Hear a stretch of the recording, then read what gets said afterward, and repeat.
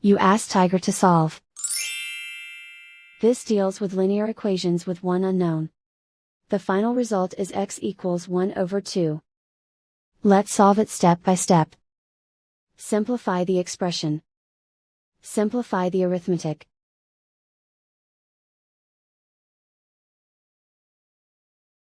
Swap sides.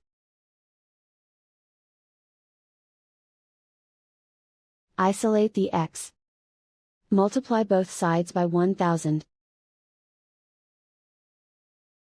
Group like terms. Multiply the coefficients. Simplify the fraction. Multiply the fractions. Find the greatest common factor of the numerator and denominator. Factor out and cancel the greatest common factor. And so the final result is x equals 1 over 2.